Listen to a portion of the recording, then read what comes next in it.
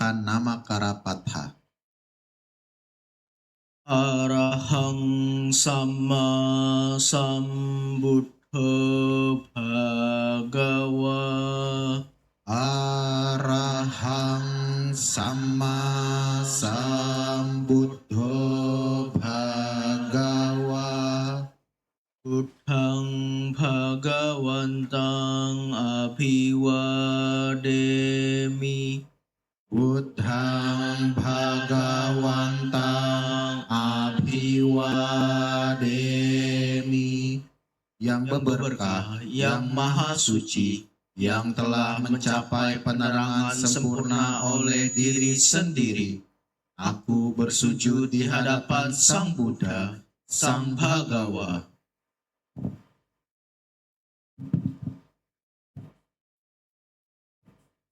Swakhato Bhagavata Dhammo. Swakhato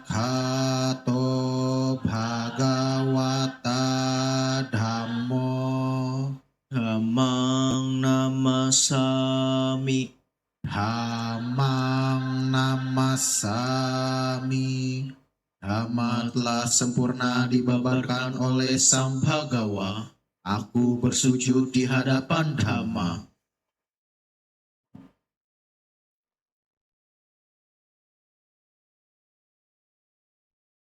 Supatipanno Bhagavato Sawaka Sangho. Supatipanno Bhagavato Sawaka Sangho. Sanghang namami. Sanghang namami. Sangha siswa Sang Bhagawa telah bertindak baik. Aku bersujud di hadapan Sangha.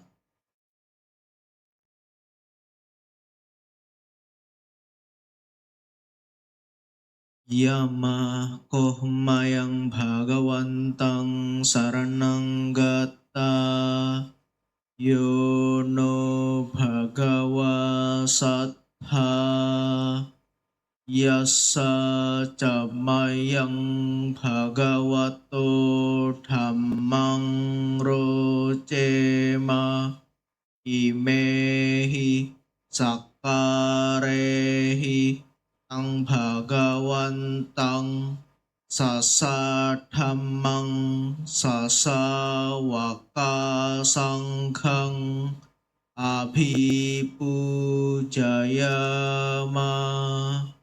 Kami berlindung kepada Sang Bhagawa, Sang Bhagawa Guru Agung kami. Dalam Dhamma Sang Bhagawa kami berbahagia. Dengan persembahan ini, kami memuja Sang Bhagawa beserta Dhamma dan Sangha.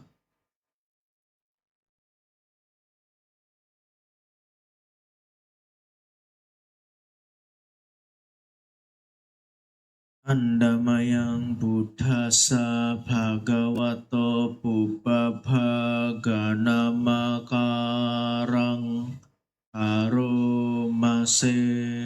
Namo tassa bhagavato arahato samma sambuddhassa.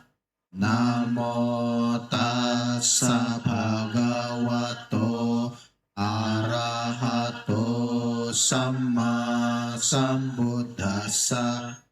Namo tassa bhagavato arahato samma sambuddhassa. Marilah kita melakukan persujudan awal kepada Sang Buddha, Sang Bhagawa. Persujudan kepada beliau yang berberkah, yang maha suci, yang telah mencapai penerangan sempurna oleh diri sendiri. Persujudan kepada beliau yang berberkah, yang maha suci, yang telah mencapai penerangan sempurna oleh diri sendiri. Persujudan kepada beliau yang berberkah, yang maha suci, yang telah mencapai penerangan sempurna oleh diri sendiri. Andamayang Buddha Nusatinayang Karomase Iti piso bhagawa arahang sama sambuddha wicacarana sampanno sugato lokawidu anuttaro purisa dhammasarathi sattha dewa manusanang buddha bhagawati. Marilah hati renungan terhadap Sang Buddha. Karena itulah Sang Bhagawa, beliau adalah yang maha suci, yang telah mencapai penerangan sempurna oleh diri sendiri, sempurna pengetahuan serta tindak tanduknya, sempurna menempuh jalan ke nibbana, mengetahui segenap alam, Membimbing manusia yang tiada taranya, guru para dewa dan manusia, yang sadar, yang berberkah. Andamayang Dhammanusatinayang Karomase Swakato Bhagawata Dhammo Sanditiko Akaliko Ehipasiko Opanaiko Pacatang Weditabo Winyuhi. Marilah kita menghayati renungan terhadap Dhamma. Dhamma telah sempurna dibabarkan oleh Sang Bhagawa, terlihat amat jelas, tak berselang waktu, mengundang untuk dibuktikan, patut diarahkan ke dalam batin, dapat dihayati oleh para bijaksanawan dalam batin masing-masing.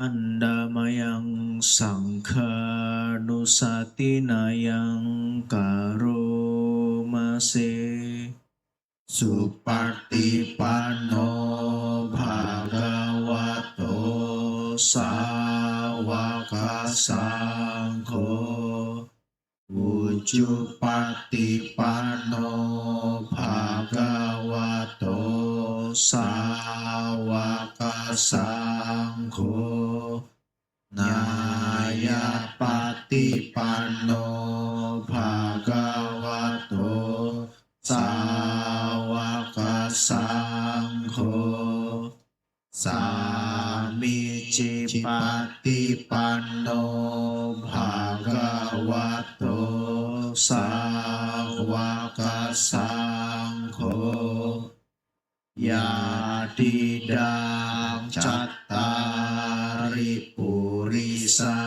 Yugani Artha Purisa Pukala Esa Bhagavato Sawaka Sangho Ahuneo Ahuneo Dakhineo Anjalikaraneo Anutarang Punyakhetang Lokasai. Marilah kita menghayati renungan terhadap Sangha. Sangha siswa Sang Bhagawa telah bertindak baik. Sangha siswa Sang Bhagawa telah bertindak lurus. Sangha siswa Sambhagawa telah bertindak benar. Sangha siswa Sambhagawa telah bertindak patut. Mereka adalah 4 pasang makhluk, terdiri dari 8 jenis makhluk suci. Itulah Sangha siswa Sambhagawa. Patut menerima sajian, patut menerima suguhan, patut menerima persembahan, patut menerima penghormatan, ladang menanam jasa yang tiada taranya bagi makhluk dunia.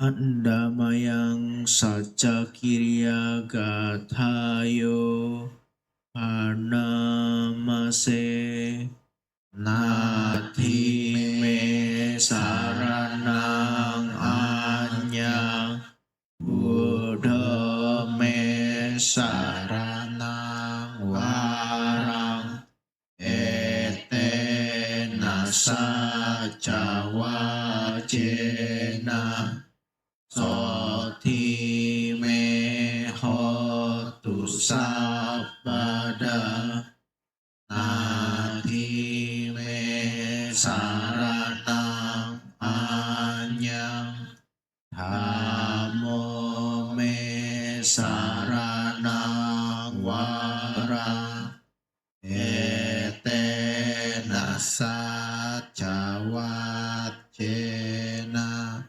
soti me hotu sabada nati me saranang anyang sangho me saranang warang etena saca wacena soti me hotu sabada. Marilah kita membaca syair pernyataan kebenaran. Tiada perlindungan lain bagiku, Sang Buddhalah pelindungku nan luhur. Berkat pernyataan kebenaran ini, semoga setiap saat Anda selamat sejahtera. Tiada perlindungan lain bagiku, Hamalah pelindungku nan luhur. Berkat pernyataan kebenaran ini, semoga setiap saat aku selamat sejahtera. Tiada perlindungan lain bagiku, Sanghalah pelindungku nan luhur. Berkat pernyataan kebenaran ini, semoga setiap saat aku selamat sejahtera.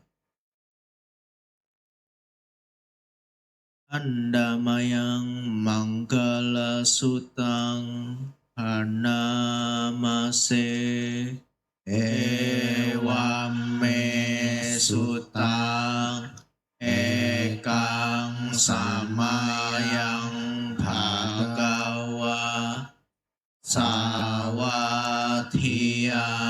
wiharati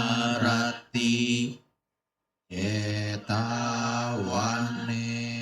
anatha pindikasa arame athako anyatara dewata abhikantaya ratya abhikantawanya ewalakapang jetawanang obhasetwa yena bhagawa enupasang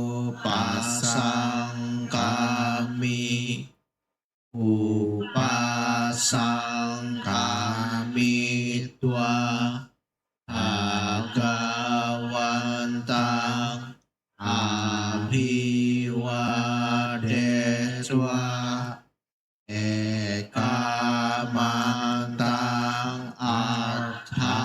si ekamanta hita khosa dewata agawanta rathaya acchapasi bahudewa manusaca manggalani acintayu akan kamana sothana bruhi manggala mutama asewana cabalana arditanan ca sewana puja ca pujaniyana eta manggala mutama arti rupade sawasoca upeca kata punyata ata samba panidhica eta manggala mutama bahu sacanca si panca winayo ca susikhito subhasita caya waca eta manggala mutama mata pitu upatanang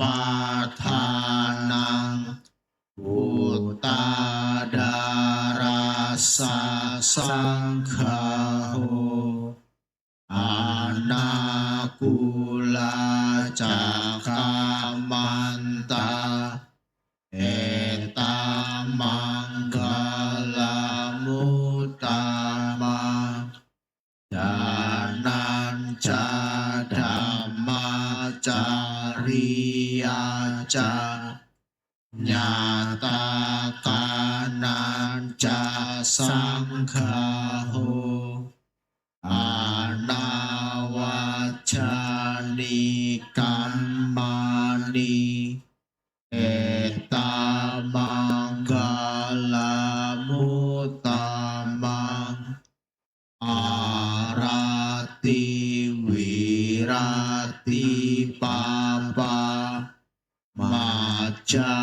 majapana ca sanyamo apa mado ca dhamesu eta manggala mutama garawo ca niwato ca santuti ca kata nyuta alena dhamma sawanang eta manggala mutama kanti ca sowaca sata samanan ca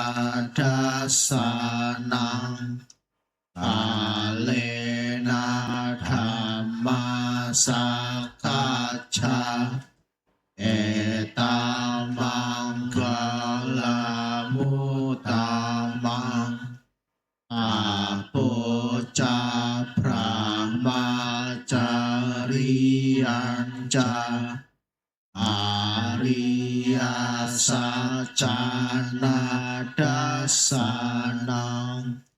Nibbana sacikiriyaca etamanggalam uttamang Buddhasa lokadhammehi Citang yasana kampati Asokang wirajang kemang etamanggalam uttamang Eta disanikatwana Sabbatama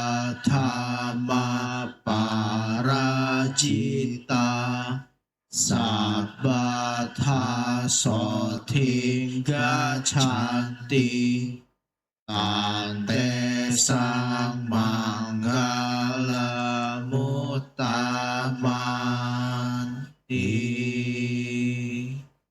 Marilah kita membaca sutta tentang berkah. Demikian telah saya dengar pada suatu ketika Sang Bhagawa berdiam di Cetawana, arama milik hartawan Anata Pindika di dekat kota Sawatri. Saat itulah sesosok dewa ketika hari menjelang pagi dengan bercahaya cemerlang menerangi seluruh Cetawana mengunjungi Sang Bhagawa. Setelah datang menghormat Sang Bhagawa, ia berdiri di satu sisi yang layak. Dengan berdiri di satu sisi yang layak itulah ia memohon Sang Bhagawa dengan syair berikut ini. Banyak dewa dan manusia yang mengharapkan kebahagiaan, mempersoalkan tentang berkah. Mohon uraikan apa berkah utama itu. Tak bergaul dengan orang-orang dungu, bergaul dengan para bijaksanawan, dan memuja yang patut dipuja. Itulah berkah utama. Bertempat tinggal di tempat yang sesuai, memiliki timbunan kebajikan di masa lampau, dan membimbing diri dengan benar. Itulah berkah utama. Berpengetahuan luas, berketerampilan, terlatih baik dalam tata susila, dan bertutur kata dengan baik. Itulah berkah utama. Membantu ayah dan ibu, menunjang anak dan istri, dan bekerja dengan sungguh-sungguh. Itulah berkah utama. Berdana melakukan kebajikan, menyokong sanak saudara, dan tidak melakukan pekerjaan tercela. Itulah berkah utama. Menjauhi, menghindari perbuatan buruk, menahan diri dari minuman keras, dan tak lengah melaksanakan dhamma. Itulah berkah utama. Menghargai, berendah hati, merasa puas dengan yang dimiliki, ingat budi baik orang, dan mendengarkan dhamma pada waktu yang sesuai. Itulah berkah utama. Memiliki ketahanan, mudah dinasihati, mengunjungi para petapa, dan membahas dhamma pada waktu yang sesuai. Itulah berkah utama. Bersemangat dalam mengikis kilesa, menjalankan hidup suci, dan melihat jelas sepat kebenaran Arya, dan mencapai Nibbana. Itulah berkah utama. Meski disinggung oleh hal-hal duniawi, batin tak tergoyahkan, tiada sedih, tanpa noda, dan penuh tentram. Itulah berkah utama. Setelah melaksanakan hal-hal seperti itu, para dewa dan manusia tak akan terkalahkan dimanapun, mencapai kebahagiaan dimanapun berada. Inilah berkah utama bagi para dewa dan manusia.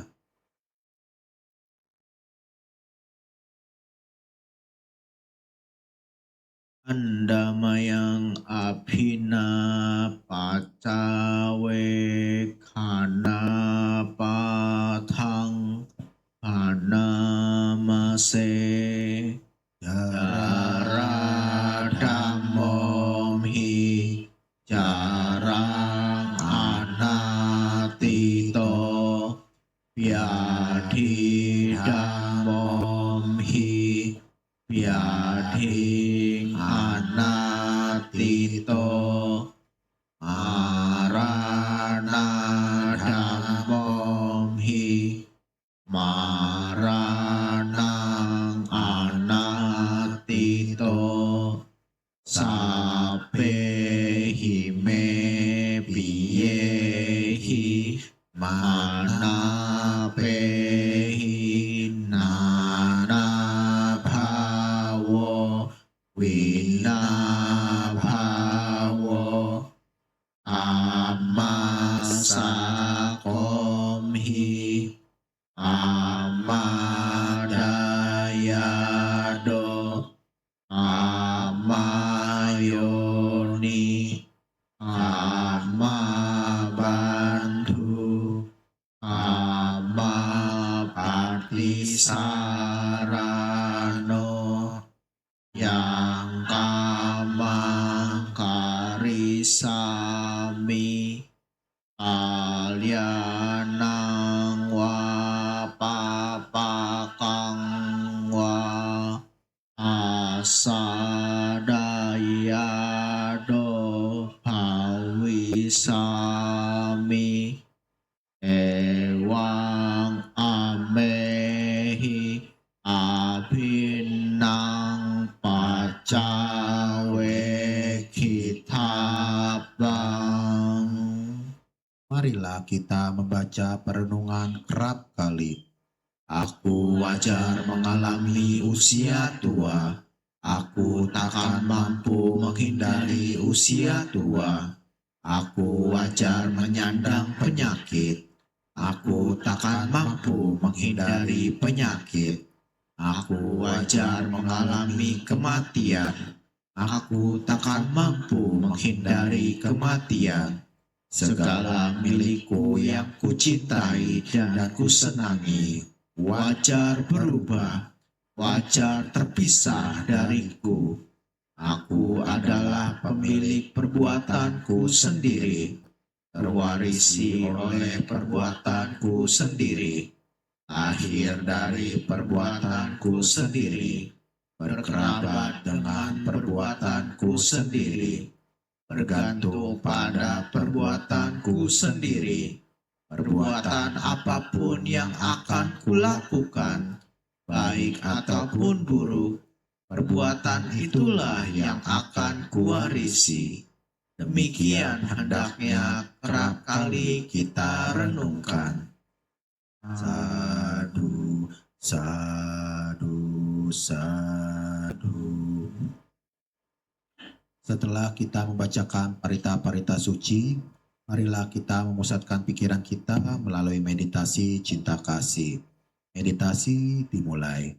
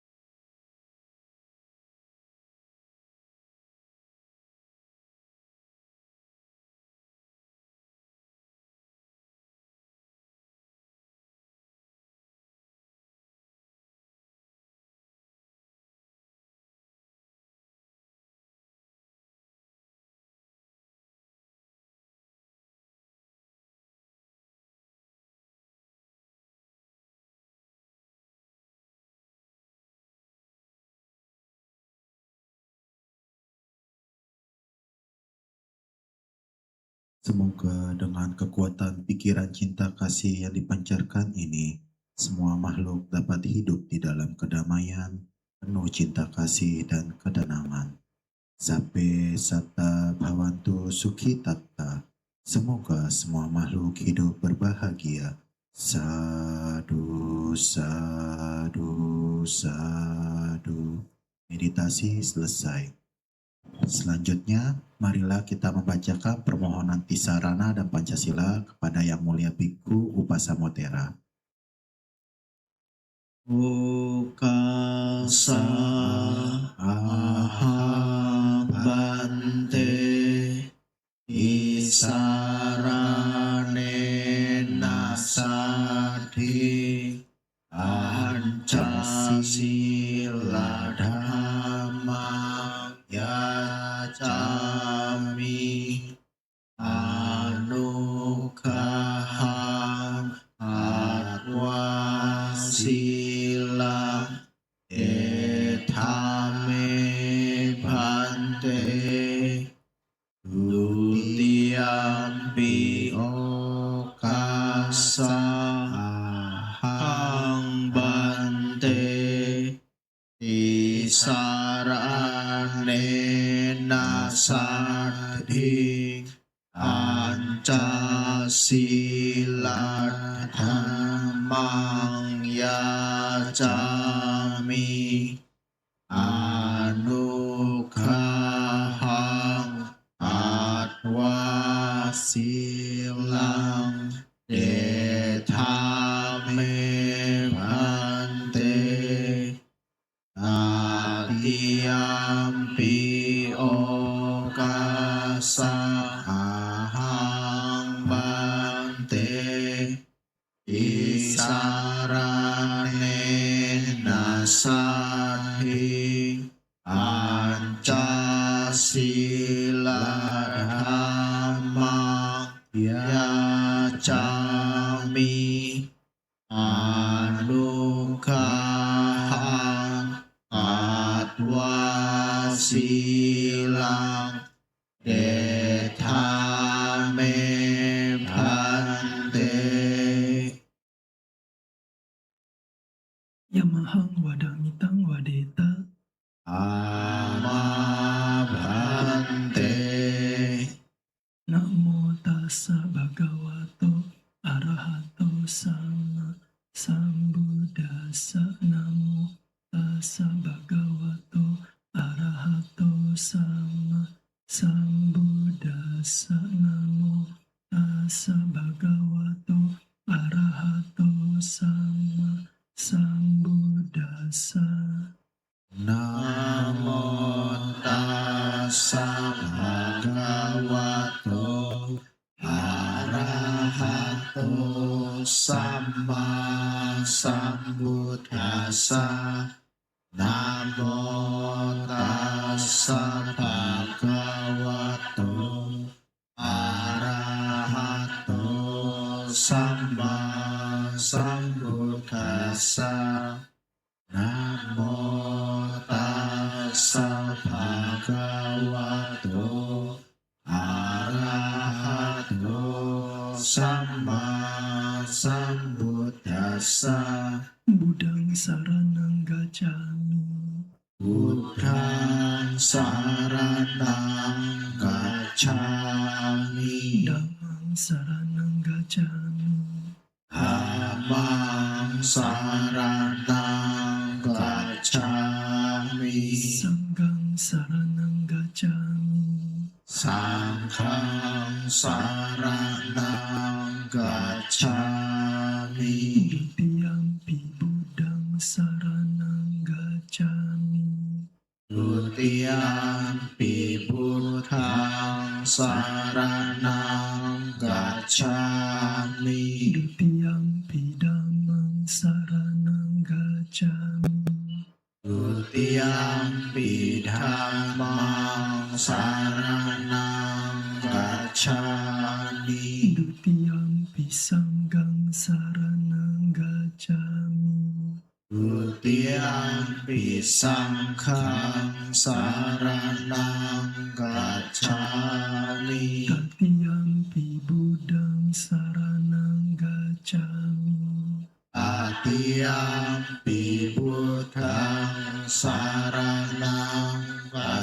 kami. Tatiampi dhammang saranang gacchami.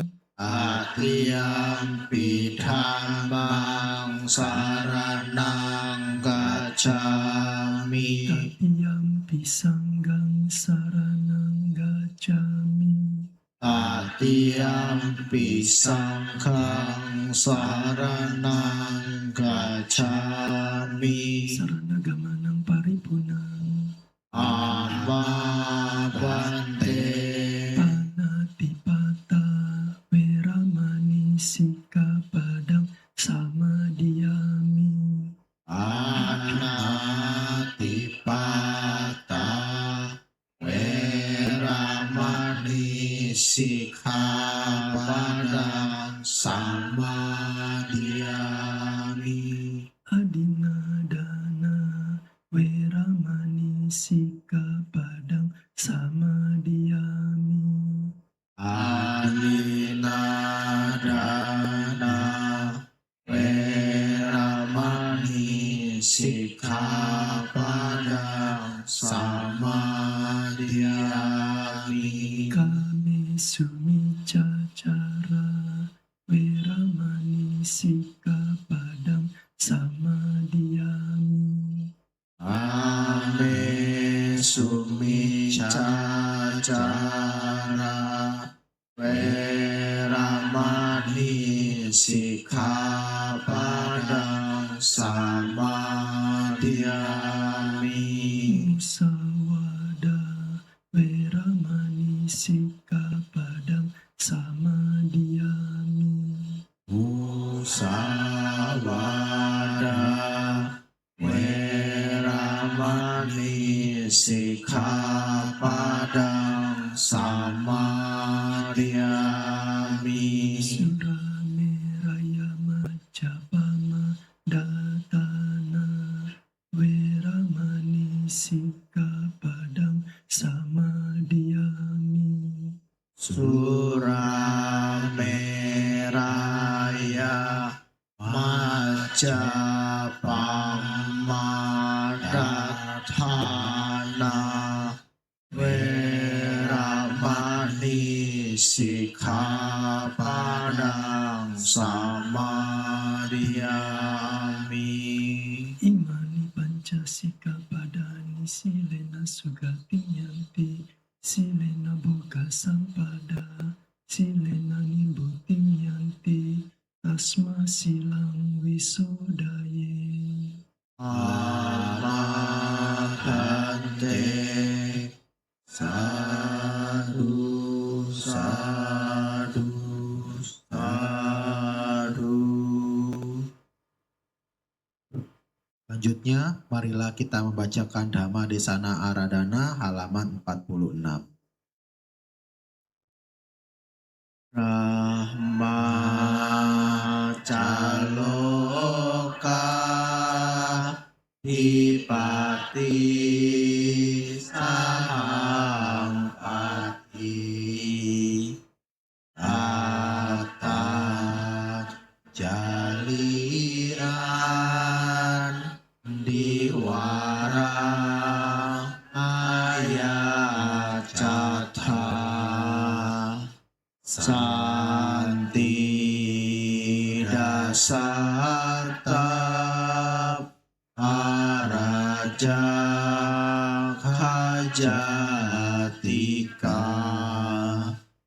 Esetudhama Anukampimang Pajang. Brahma Sahampati, sang penguasa dunia beranjali seraya memohon. Di alam semesta ini ada makhluk-makhluk yang memiliki sedikit debu di mata mereka. Ajarkanlah Dhamma demi kasih sayang kepada mereka.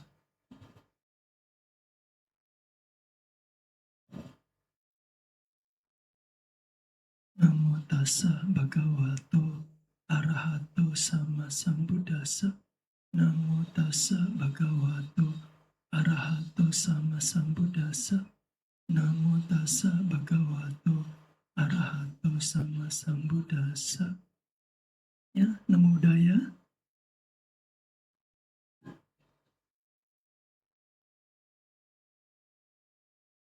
Ya, salam sejahtera untuk kita semua.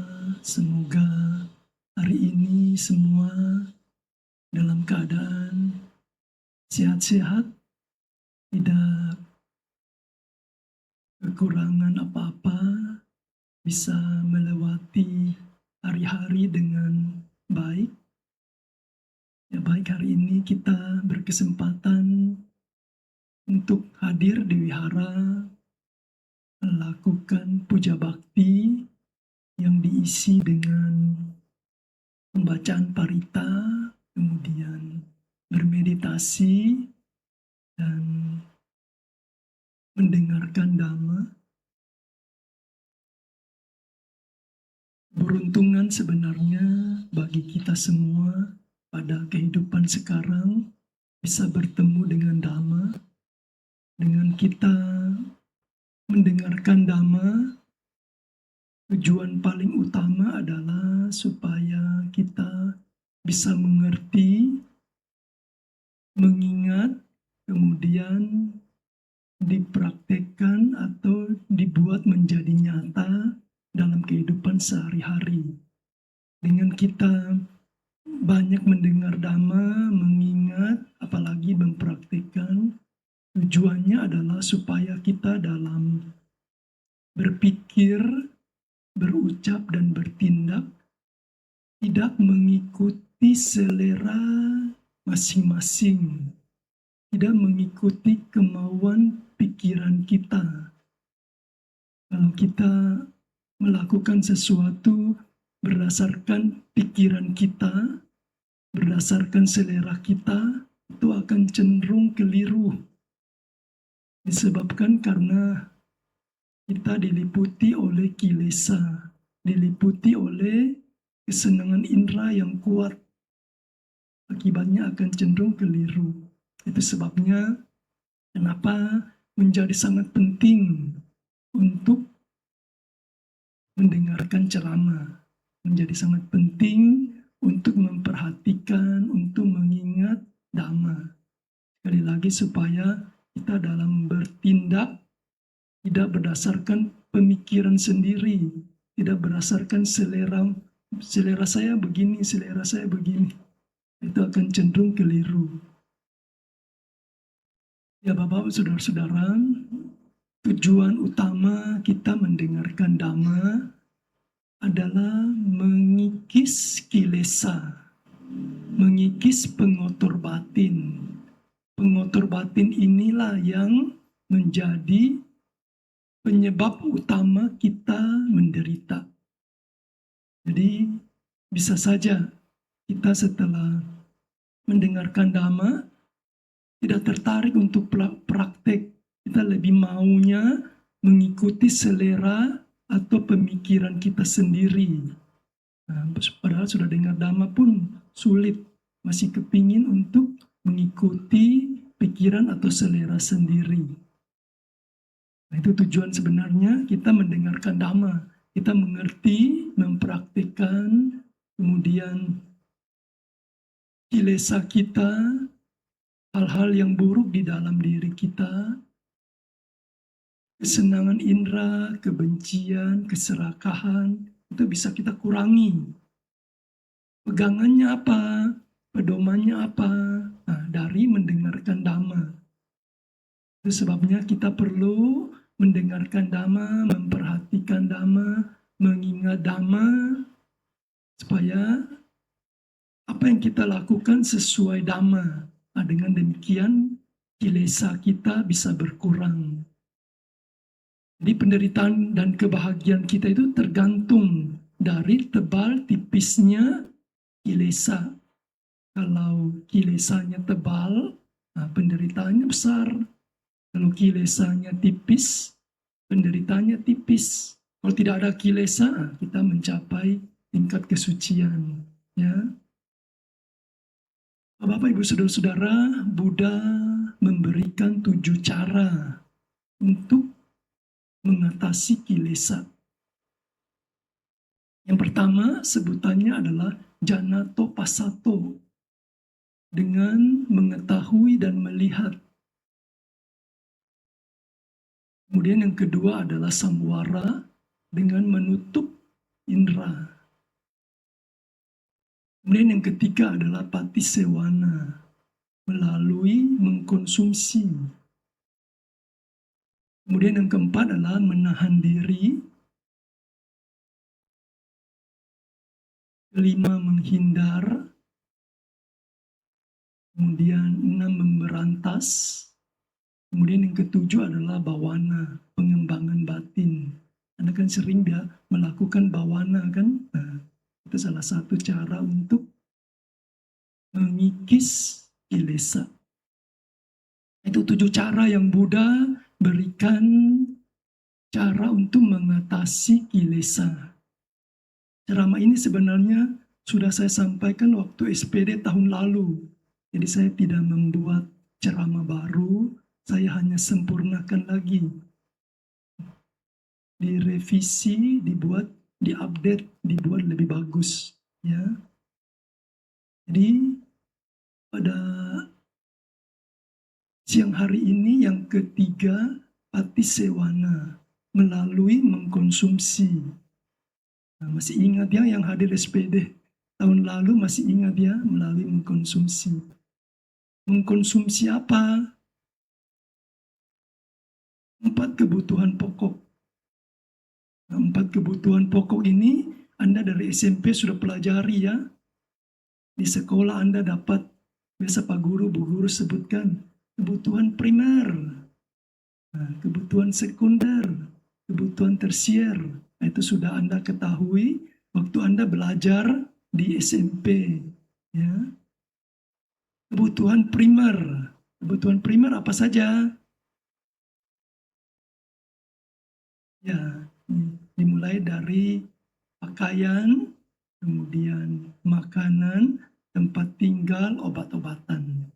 Nah, itu 4 kebutuhan pokok atau kebutuhan primer yang perlu kita pelajari. Jadi tidak cukup hanya diketahui, harus dipelajari. Dipelajari untuk apa? Kalau kita tidak pelajari, kita tidak tahu tujuan utama, kita akan cenderung mempergunakan 4 kebutuhan pokok itu sesuai selera kita, sesuai dengan pikiran kita. Dan itu akan mempertebal kilesa kita.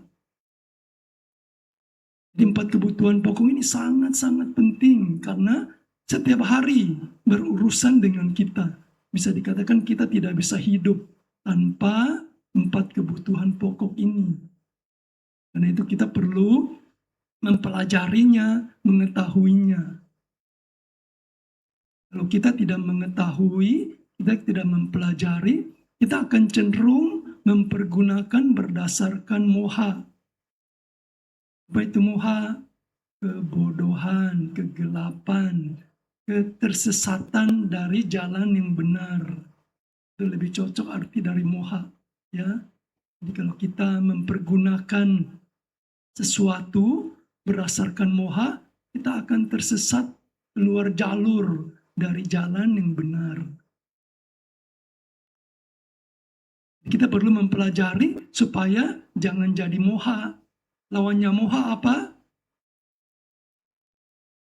Ya, lawannya moha ya amoha ya. Nama lain dari amoha? Wijapanya, itu ya, pengetahuan ya. Jadi kalau kita tidak mempergunakan berdasarkan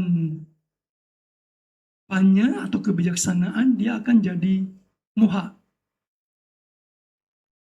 Ada yang sulit dari praktik dhamma.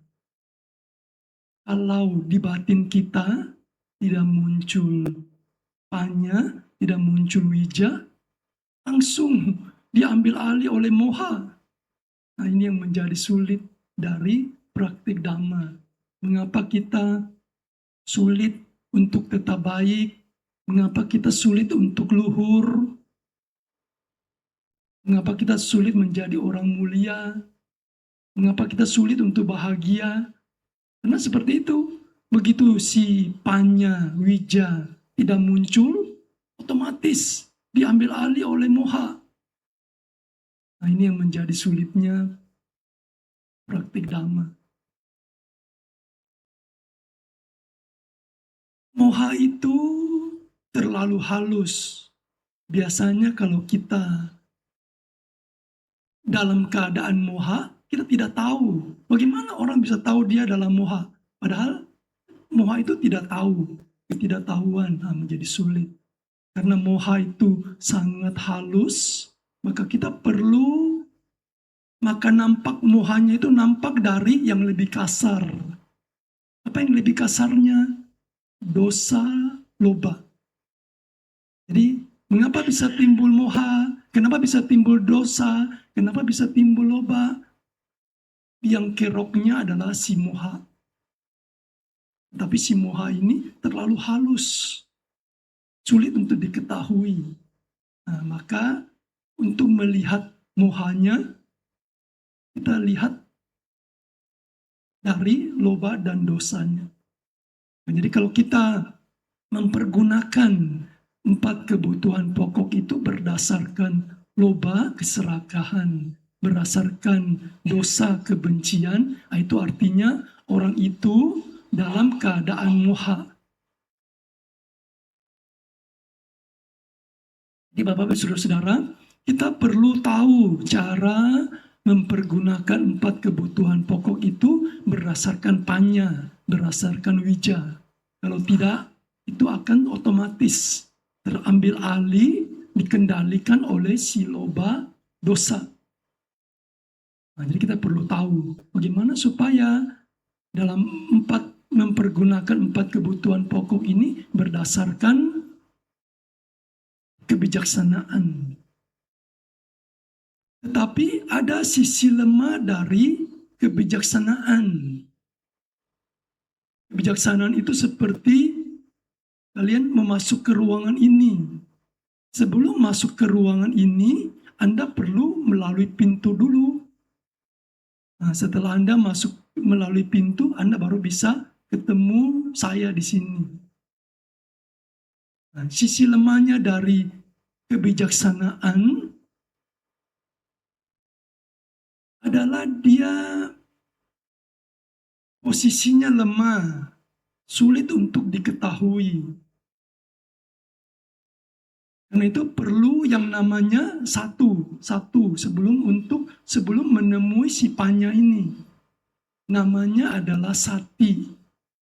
Jadi sati itu seperti pintu. Sebelum Anda masuk ke sini, Anda harus lewat pintu dulu. Jadi untuk ketemu panya, Anda harus melalui pintu 1 dulu, sati. Nah, baru Anda bisa ketemu dengan panya. Apa arti sati? Sati artinya ingat atau pengingatan. Nah, itu arti sati. Jadi selama ini mungkin Anda merasa sudah banyak dengar ceramah Dhamma. Sudah banyak dengar ceramah Dhamma. Tahu Dhamma. Tapi kok ketika penderitaan ada padaku, kemana Dhamma yang saya pelajari selama ini? Kok seolah-olah tidak ada guna? Kok seolah-olah tidak ada kekuatan? Kok seolah-olah lumpuh?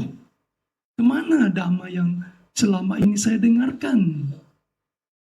Nah, disebabkan karena satinya tidak ada, satinya lemah.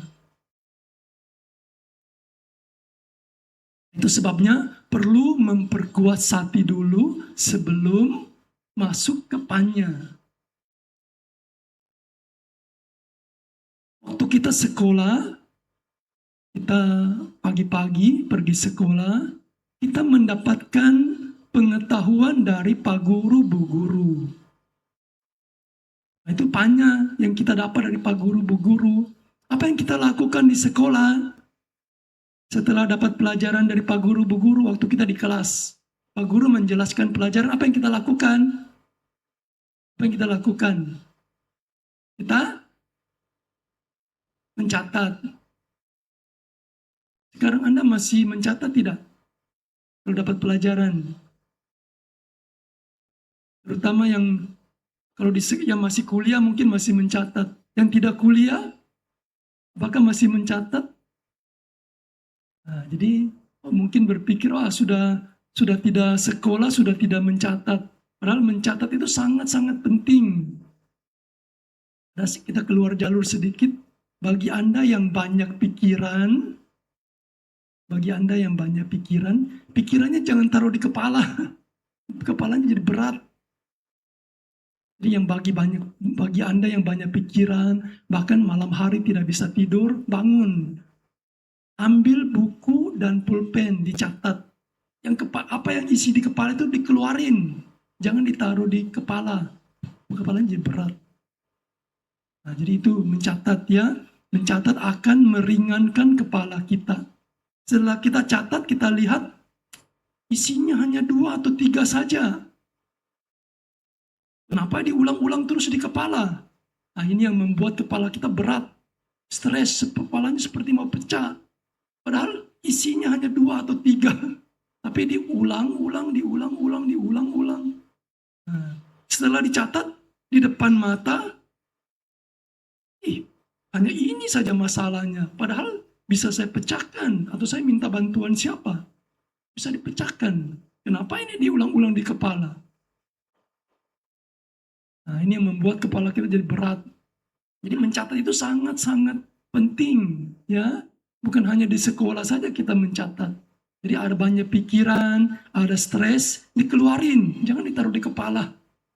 Ya. Nah, jadi yang pertama, setelah kita mendapatkan pengetahuan, dicatat.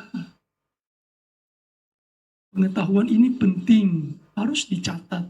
Jadi kita tidak melewatkan begitu saja apa yang disampaikan Pak Guru, Bu Guru di sekolah. Oh, ini penting, harus saya catat.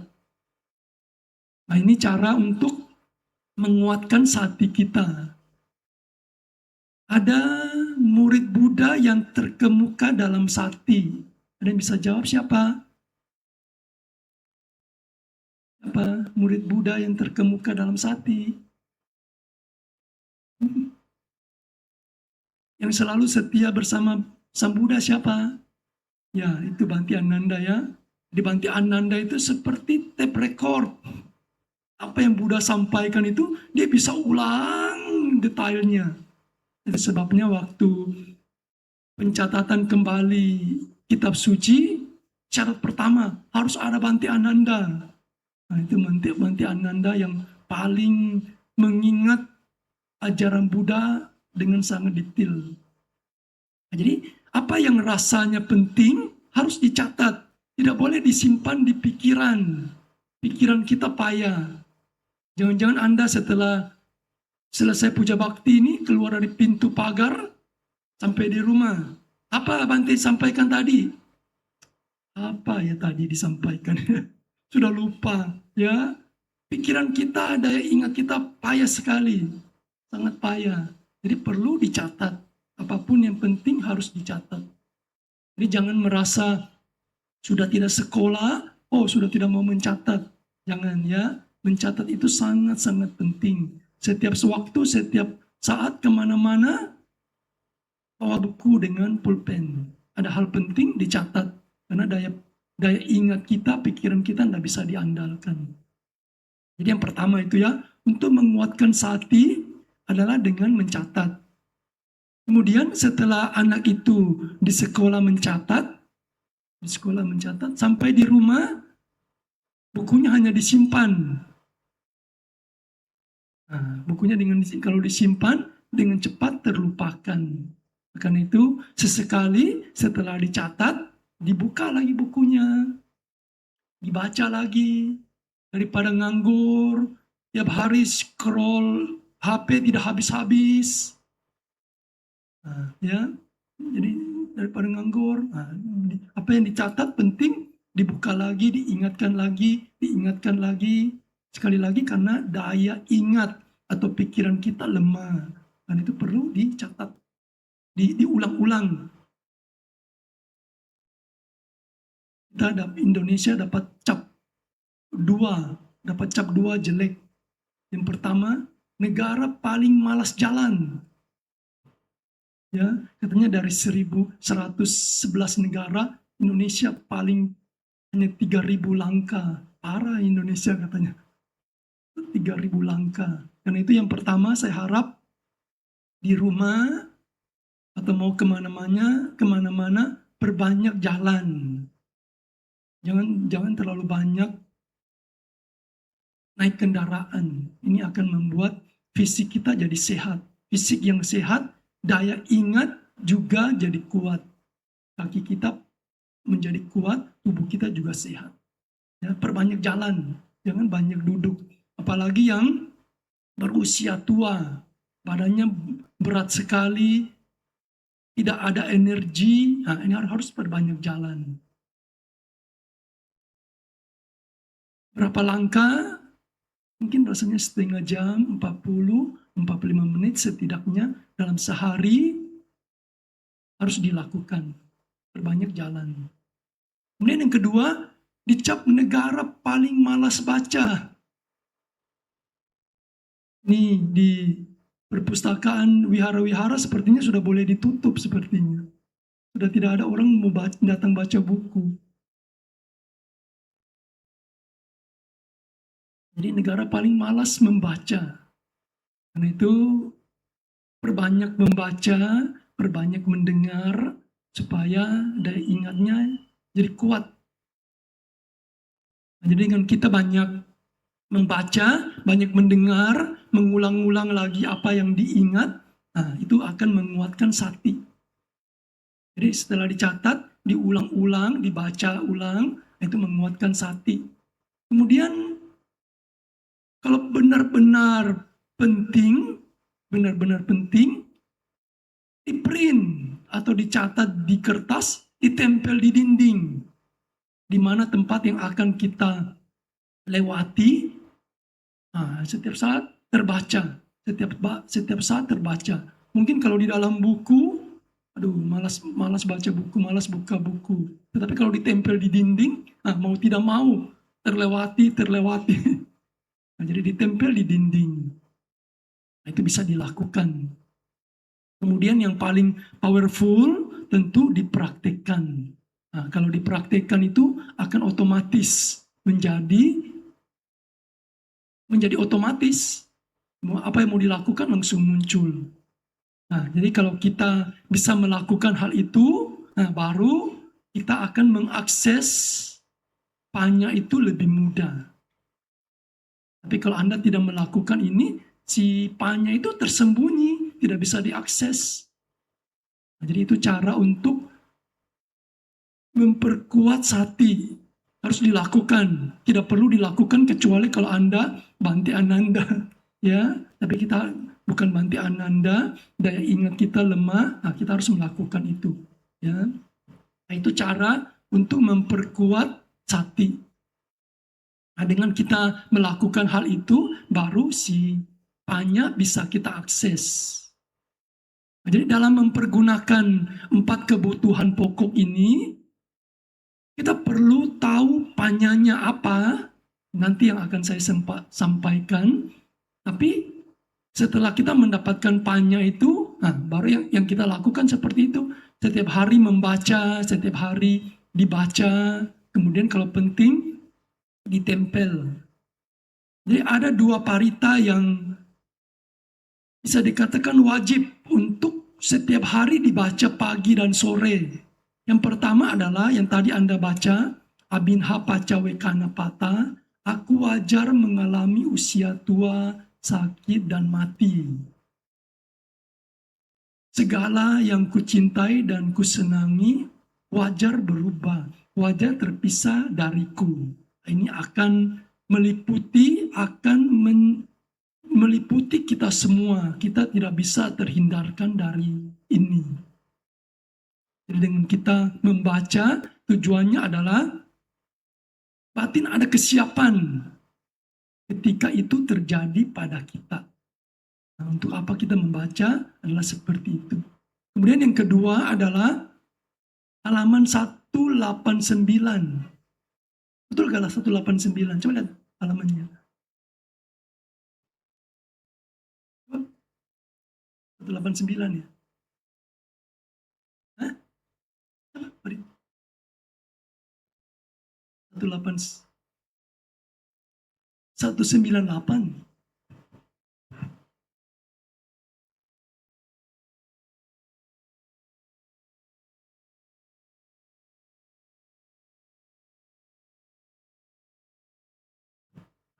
Oh ya, 198 ya. Nah itu, jadi panyanya mana? Nah ini panyanya di 198. Jadi sekali lagi, si panya tidak punya kekuatan kalau Anda tidak melakukan seperti yang saya sampaikan tadi. Jadi dicatat, kemudian ini rasanya hanya sedikit saja, bisa ditempel di dinding. Jadi dua parita itu bisa saja, bahasa Indonesianya saja. Anda catat atau Anda print, tempel saja di dinding. Setiap hari dilihat sebagai bentuk pengingatan. Ya, jadi ini adalah panyanya. Nah, sekali lagi, panyanya ini punya kekuatan, nanti ada sati. Ya. Nah, kita buka 198. Ya, kita baca sama-sama. Kita melihat sejenak apa yang petunjuk yang diberikan dalam 198 yang ini yang perlu untuk kita praktekkan dalam kehidupan sehari-hari. Kita mulai dari pakaian, mari kita baca bersama-sama.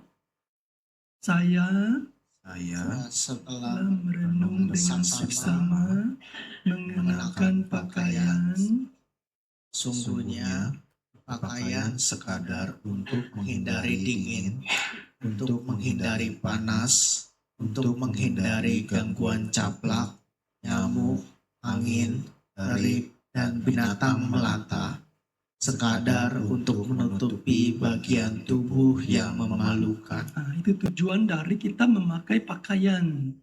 Kalau kita tidak tahu tujuan kita memakai pakaian, nanti ketika Anda memakai pakaian yang sederhana, Anda jadi minder. Pakaiannya bagus, Anda jadi sombong. Minder dan sombong itu sudah masuk ke moha. Berarti Anda sudah memakai pakaian itu sudah tersesat jalan. Minder salah, sombong salah. Karena lupa akan tujuan memakai pakaian. Tentu pakaian ini sangat-sangat penting untuk kita. Ya, kalau kita tidak memakai pakaian, kita tidak berani keluar rumah. Jangankan tidak memakai pakaian, pakai pakaian dalam aja kita tidak berani keluar rumah. Ya, jadi ada zaman Buddha, ada suami istri, hanya punya pakaian dalam satu saja.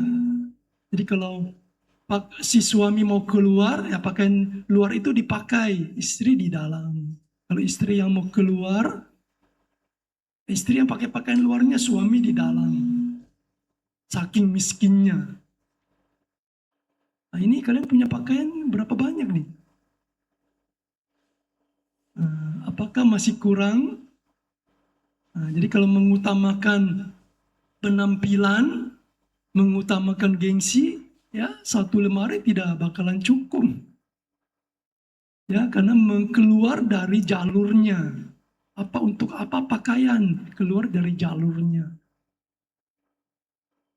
Nah, tentu untuk berumah tangga agak sulit untuk sedikit pakaian. Disebabkan karena Anda harus bersosialisasi.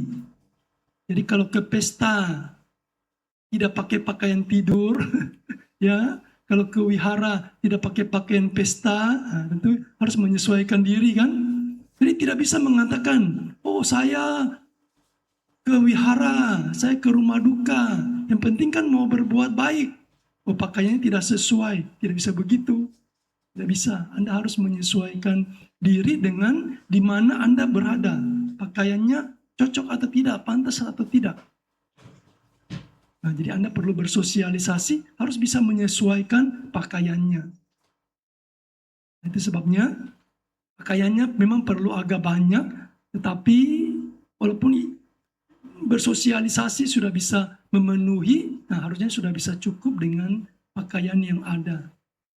Ya, karena itu merenungkan kembali untuk apa memakai pakaian supaya Anda tidak sampai menimbulkan kilesa ketika memakai pakaian.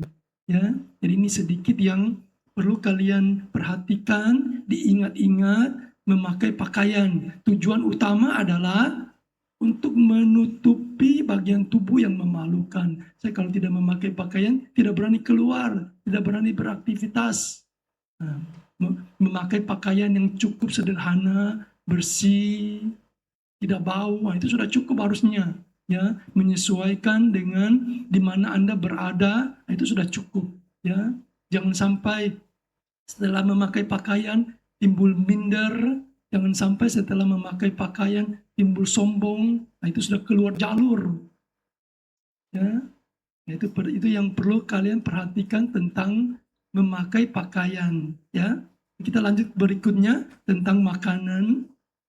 Saya Setelah merenung dengan seksama, memakan makanan, sesungguhnya makan bukan untuk bermain, bukan untuk bermabukan, bukan untuk berdandan, bukan untuk berhias, sekadar demi keberadaan dan keberlangsungan tubuh ini, untuk menghindari gangguan, untuk menunjang pelaksanaan hidup luhur, dengan berpikiran, aku akan menghilangkan perasaan sakit yang lampau dan akan tidak menyebabkan timbulnya perasaan sakit yang baru.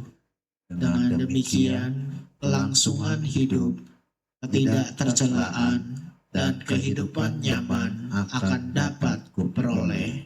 Nah, ini syair ini di beberapa wihara di print, kemudian ditempel di meja makan. Sebelum makan biasanya dibacakan, ya, supaya makannya tidak sampai keluar jalur. Ya. Nah, kalau saya tanya, kalian makan kira-kira tujuannya seperti ini atau tidak? Biasanya kita makan kan berdasarkan kesenangan lidah, ya kan? Di mana ada makanan enak, di mana ada makanan enak. Nah, biasanya kita makan itu berdasarkan kesenangan lidah. Begitu ada makanan yang tidak sesuai selera, sudah berpikir untuk cari di luar. Kan biasanya kita makan seperti itu, berdasarkan kesenangan lidah. Jadi ada seorang ibu komplain, sudah capek-capek masak, anak saya tidak mau makan. Nah, mamanya sudah capek masak, susah payah, anaknya tidak mau makan. Padahal yang namanya masak itu kapan bisa berakhir? Tidak bakalan bisa berakhir yang namanya masak itu. Jadi sebenarnya bukan hanya anak-anak, Bu. Orang-orang dewasa pun kalau dalam hal makanan itu sangat-sangat pemilih. Ya, sangat-sangat pemilih. Bapak saudara-saudara, yang namanya lapar itu penyakit paling akut. Itu ada di Dhammapada. Lapar adalah penyakit yang paling akut. Itu tidak pernah terselesaikan. Kira-kira Anda kalau makan jam begini, jam berapa lagi lapar? Mungkin 4-5 jam sudah lapar. Nanti makan lagi 4-5 jam sudah lapar. Besok lapar lagi. Nanti berikutnya lapar lagi. Tidak bisa terselesaikan. Penyakit yang tak terselesaikan. Tidak ada ujung pangkalnya. Jadi dalam hal ini berurusan dengan makan ini tidak bisa berakhir. Tidak pernah bakalan berakhir yang namanya makan. Kita tiap hari berurusan dengan makan, cari makan, kerja juga untuk cari makan. Nah, itu gara-gara kita punya tubuh. Karena punya tubuh harus ditunjang oleh salah satunya adalah makanan. Karena itu sudah susah payah cari makan, kerja susah payah, tetapi ketika berurusan dengan makan, dapat lagi penderitaan baru, timbul penderitaan ekstra. Jadi penderitaannya double. Karena itu makan harus direnungkan tujuan ini supaya kita makan tidak menimbulkan kilesa, makan tidak sederhana pun cukup, yang penting kita sesuai dengan apa yang dibaca, ini pun sudah cukup. Ya, mengetahui tujuan makan untuk, kalau Anda mungkin kalau tidak makan kan loyo, tidak bisa bekerja. Makan untuk menunjang pelaksanaan hidup luhur untuk sebagai apa tadi dikatakan menyebab kelangsungan tubuh ini. Nah, jadi tubuh ini bisa berlangsung disebabkan karena makan. Nah, itu harus direnungkan, tubuh ini bisa berlangsung disebabkan karena makan. Nah, saya makan tidak akan menimbulkan penderitaan baru, karena makan ini sendiri adalah penderitaan. Makan ini dari saya lahir sampai saya akan menutup mata, berurusan terus dengan makan. Jadi jangan sampai menimbulkan penderitaan baru. Nah, jadi perlu direnungkan. Jadi apalagi kalau di rumah ada mama yang masak, ya harusnya kita sangat berterima kasih. Pasti kalau mama sendiri yang masak pasti lebih terjamin kebersihannya. Mama tentu masak dengan sungguh-sungguh. Nah, itu pasti akan lebih bagus lagi kalau mama di rumah masak. Nah, jadi walaupun makanan apa yang ada di rumah sederhana, makan dengan dipenuhi dengan pengertian ini, maka kita tidak akan makan berdasarkan moha. Ya, jadi sekali lagi ini tidak bisa selesai berurusan dengan makan ini. Ya, jadi ini perlu Anda perhatikan tentang makan ya. Nah, bolehlah kita lanjut berikutnya ya. Tempat tinggal. Saya setelah merenung dengan saksama, bernaung di tempat tinggal, sesungguhnya bernaung sekadar untuk menghindari dingin, untuk menghindari panas, untuk menghindari gangguan caplak, nyamuk, angin, terik, dan binatang melata, sekadar untuk menghindari rintangan karena cuaca, untuk kenyamanan dalam berdiam menyendiri. Itu tujuan rumah ya, kita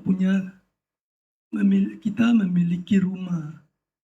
Saat ini bisa dikatakan, rumah itu hampir tidak terjangkau karena saking mahalnya harga rumah.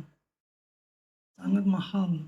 Jadi jika Anda sekarang sudah punya rumah, harusnya sudah sangat berterima kasih. Beberapa bulan lalu saya pergi isi meditasi di Ratanagraha, pulang malam hari, bertemu dengan beberapa orang yang tidur di pinggir jalan. Katanya ada yang masih banyak yang di bawah jembatan sana. Anda bisa bayangkan, masih begitu banyak orang yang tidak punya rumah. Jadi ketika Anda bangun pagi, Anda harus memunculkan rasa berterima kasih sama orang tua Anda. Terima kasih Pama, saya tidak perlu seperti orang lain, tidur di pinggir jalan. Tidur di pinggir jalan seperti apa itu? Nah, ya, begitu menakutkan tidur di pinggir jalan. Nah, jadi harusnya begitu Anda bangun harus sudah berterima kasih kepada orang tua Anda.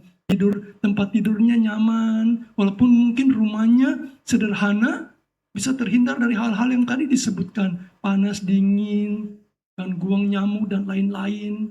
Kalau kita tidur di pinggir jalan, nah, bisa banyak bahayanya yang bisa terjadi pada kita. Jadi sudah harus berterima kasih, apalagi sudah punya rumah sendiri. Mungkin banyak orang yang tidak punya rumah, rumahnya mungkin masih sewa. Nah, itu pun nanti beberapa tahun harus pindah, beberapa tahun harus pindah. Jadi sudah sangat berterima kasih punya rumah sendiri. Kemudian apalagi tidak was-was banjir, longsor. Kalau ada rumah kita setiap banjir, setiap hujan lebat, kita sudah takut-takut, was-was. Aduh banjir enggak ini, banjir enggak. Nah, rumah di bawah gunung, was-was. Longsor nanti longsor, aduh was-was. Nah, jadi kita sudah bisa terhindar dari semua itu, harusnya kita sangat berterima kasih. Kita punya rumah sendiri, walaupun rumahnya sederhana, itu sudah sangat berterima kasih. Ya, nah, jadi setiap kita mempergunakan rumah, habis bangun tidur, ini bisa kita renungkan. Jadi kita akan mendapatkan manfaat dari perenungan ini, ya. Nah, jadi kita cukup ya sedikit ya. Sekarang kita masuk ke obat-obatan, ya. Saya setelah merenung dengan saksama, menggunakan obat-obatan penyembuh penyakit. Sesungguhnya, berobat sekadar untuk menghindari rasa sakit yang disebabkan oleh munculnya berbagai macam penyakit, sebatas agar terbebas dari serangan penyakit. Ini berurusan dengan tubuh kita, ya. Tubuh kita sebenarnya penuh dengan sarang penyakit. Ya, kalau kita tahu apa tubuh kita, mungkin kita takut. Penuh dengan kuman, penuh dengan bakteri, penuh dengan cacing-cacing kecil, sangat-sangat banyak. Sangat-sangat banyak. Jadi sebenarnya tubuh kita ini penuh dengan penyakit. Hanya mungkin karena sekarang kita masih muda, kemudian daya tahan tubuh kita masih kuat, olahraga, kemudian banyak minum vitamin, rasanya masih kuat. Masa tidak ada penyakit lah. Tapi nanti kalau Anda sudah mulai usia tua, utamanya 50 tahun ke atas, sudah penyakit sudah mulai berdatangan. Pergi check up, dulu tidak ada diabetes, dulu tidak ada kolesterol, dulu tidak ada asam urat. Begitu pergi check up, penyakitnya sudah pada banyak datang. Jadi memang tubuh ini ada identik dengan penyakit, tidak bisa terhindar. Tubuh adalah temannya sakit, tidak bisa terhindar. Itu sebabnya kenapa kita berjuang, Anda belajar, cari uang, bekerja, paling bagus itu di usia muda. Nanti kalau Anda sudah mulai berusia tua, Anda akan terus direpotkan oleh tubuh ini. Sedikit-sedikit obat, sedikit-sedikit dokter. Akan direpotkan oleh tubuh yang payah ini. Karena itu Anda jangan heran, jangan kesal. Nanti ayah, ibu sedikit-sedikit ke dokter, sedikit-sedikit cari obat. Disebabkan karena itu, kalau sudah mulai berusia tua, sudah kita akan direpotkan oleh tubuh yang penuh penyakit.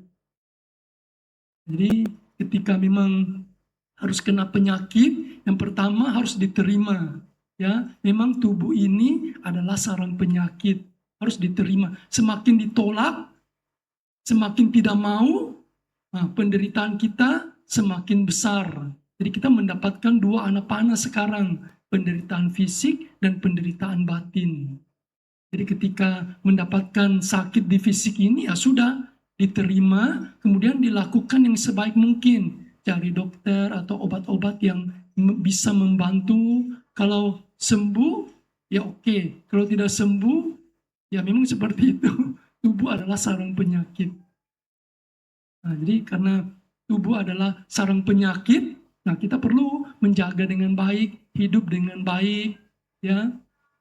Perbanyak jalan kaki, kemudian cukup sayur, minum cukup air, ya. Orang tua katanya sering lupa minum air. Jadi saya menyarankan jangan ambil gelas ke dispenser, sering lupa. Siapkan memang kira-kira 2 liter di depan, teko 2 liter, ambilnya di situ. Jadi kelihatan sudah cukup atau belum airnya. Jangan ambil di dispenser, sering lupa minum.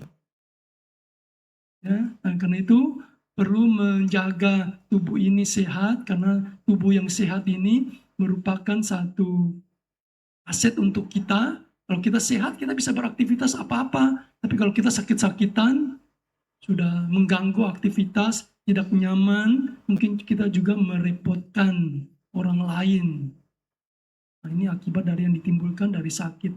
Jadi kalau sudah sakit ya sudah, minum obat, menjaga pola hidup yang sehat, nah sudah ya. Nah, tentu kita sekarang bisa dikatakan beruntung, kita kedokteran maju, jadi dengan adanya kemajuan teknologi bisa check up lebih awal. Nah, kalau kita check up kan bisa lebih cepat tahu penyakitnya apa. Nah, kalau penyakitnya cepat diketahui, tentu untuk mengobatinya lebih ada kemungkinan untuk sembuh. Nah, jadi dengan kita memahami, merenungkan ini, supaya ketika kita memang harus berhadapan dengan sakit, nah kita bisa lebih terima, tidak menimbulkan kemarahan, kebencian, penolakan. Banyak orang yang sakit mengatakan, kenapa ini harus terjadi padaku? Nah, itu adalah bentuk penolakan, bentuk kebencian, bentuk dosa. Nah, itu, jadi dia tidak mau itu terjadi padaku, pada dirinya. Nah, jadi ya, nah inilah 4 yang saya minta setiap saat, setiap waktu diingat-ingat, direnungkan. Jadi sekali lagi ya, dibaca setiap pagi dan siang, 2 parita itu ditempel di dinding, setiap hari dilihat, setiap hari dilihat, setiap hari diingatkan. Karena kita setiap hari berurusan dengan 4 kebutuhan pokok ini, supaya kita tidak keliru jalan, kita tidak tersesat jalan. Ya, setiap memakai pakaian tahu tujuannya, setiap makan tahu tujuannya untuk apa, setiap bertempat tinggal tahu tujuannya, setiap berurusan dengan obat-obatan tahu tujuannya. Nah, baru kita bisa sesuai dengan wija, sesuai dengan panya, tidak berdasarkan moha. Ya, ini yang perlu penting untuk saya sampaikan hari ini. Harapan saya semoga apa yang disampaikan bermanfaat, bisa membantu Anda semua dalam menjalani hidup yang lebih baik, yang lebih sesuai dengan Dhamma. Ya, demikian ya. Terima kasih atas perhatiannya. Sabe Sata Bhavantu Sukhitata. Semoga semua makhluk hidup berbahagia. Sadu, sadu, sadu. Terima kasih kami ucapkan kepada Yang Mulia Bhante Upasamotera atas Dhamma Desana yang telah disampaikan pada hari ini. Semoga kita dapat mempraktekannya dalam kehidupan sehari-hari. Marilah kita bersikap anjali karena Yang Mulia Bhikkhu akan meninggalkan ruang dhammasala.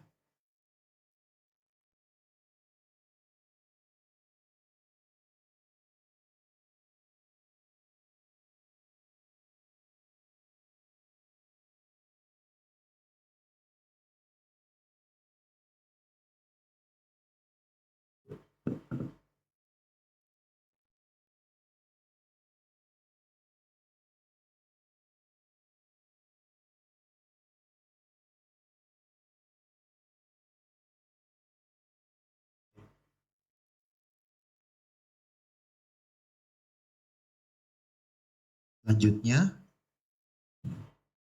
marilah kita melakukan kebajikan dengan melakukan dana paramita.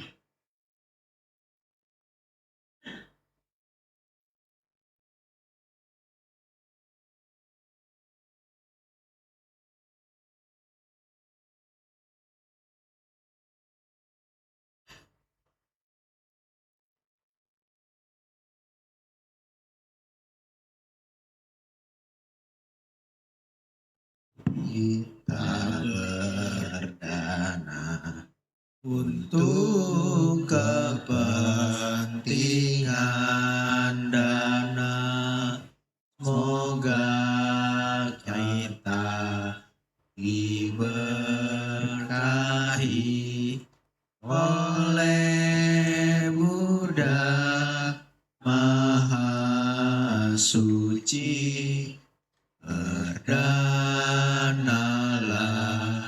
kita semua dengan hati ikhlas. rela, semoga karma baik kita dirahmati Sang Triratna. Marilah kita berdana untuk kepentingan damai.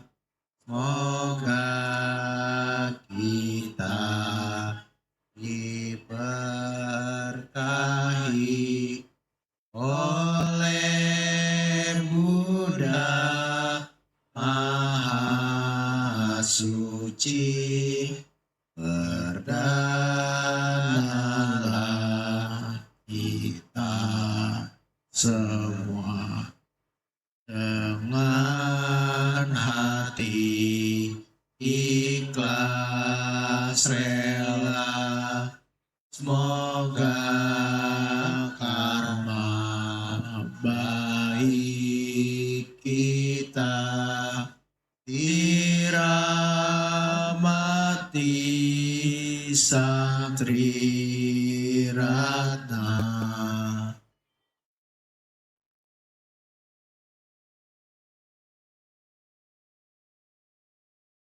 Semoga anumodana atas kebajikan yang telah Bapak, Ibu, Saudara-saudari lakukan pada hari ini. Semoga kekuatan kebajikan yang kita lakukan dapat menimbulkan kebahagiaan bagi kita dan keluarga. Selanjutnya, ada beberapa pengumuman. Dana makan siang hari ini dari Ibu Go Gyok Chu, Pengapati dana mendiang Bapak Yap Kim Tin. Semoga mendiang Bapak Yap Kim Tin terlahir